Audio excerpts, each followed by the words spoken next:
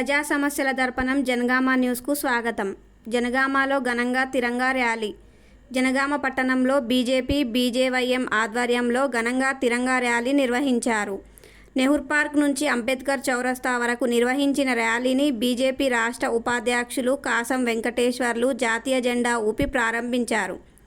ఈ సందర్భంగా ఆయన మాట్లాడుతూ స్వతంత్ర సమరయోధుల త్యాగాలను స్ఫూర్తిగా తీసుకొని యువత దేశ నిర్మాణంలో భాగస్వాములు కావాలని పిలుపునిచ్చారు. పార్టీ జెండాలకు అతీతంగా జాతీయ జెండా ఎజెండాతో ముందుకు సాగాలని అన్నారు.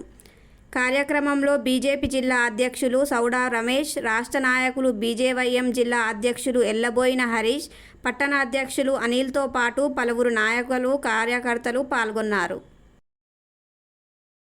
కూడా ఇవాళ ఇంత సంతోషంగా ఇక్కడ తిరుగుతున్నామంటే బార్డర్లో ఉన్నటువంటి సైనికులందరూ కూడా మనకు రక్షణ కల్పిస్తూ విదేశాలలో ఉన్నటువంటి విదేశ శక్తులందరినీ కూడా మన దేశానికి రాకుండా కాపలా కాస్తున్నటువంటి సందర్భం. వాళ్ళందరినీ కూడా మనం గౌరవించాల్సినటువంటి అవసరం ఉంది. ఇవాళ మన దేశం అంతా కూడా సుఖ సంతోషంగా ఉండాలంటే సైన్యము ఈ దేశాన్ని దేగకన్ను లెక్క కాపాడుతూ ఉండాల్సినటువంటి అవసరం ఉంది.